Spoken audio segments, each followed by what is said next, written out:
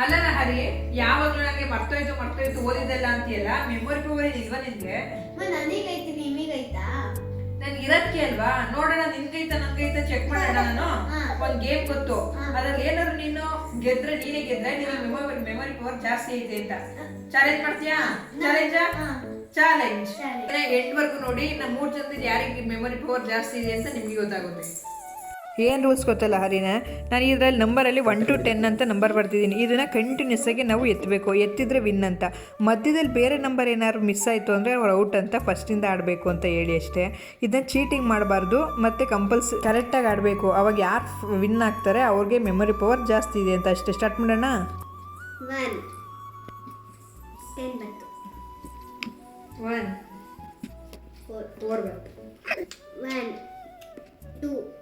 3, 4, 5, 6, 10 ಬಂತು. 1, 2, 3, 4.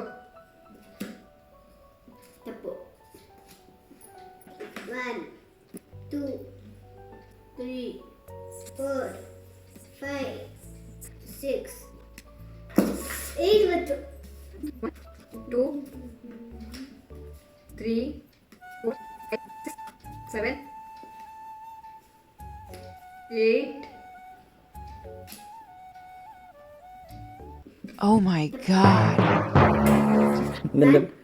ಕರೆಕ್ಟಾಗಿ ಕಂಡುಹಿಡಿಯುತ್ತೆ. 2, 3, 4, 5, 6, 7. ರಾಂಗ್. 2, 3, 4, 5, 6, 7, 8.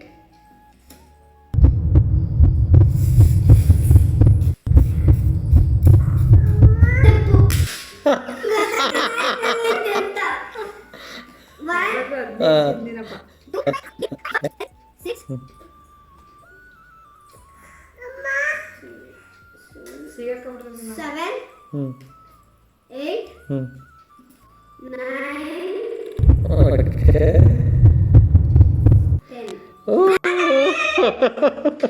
ನೋಡಿದ್ರಲ್ಲ, ನಮ್ಮಿಬ್ಬರಲ್ಲಿ ಮೆಮೊರಿ ಪವರ್ ಇವಳಿಗೇನೆ ಇರೋದು, ಬಟ್ ಆದ್ರೂ ಓದಲ್ಲ ಇವಳು ಅಷ್ಟೇ.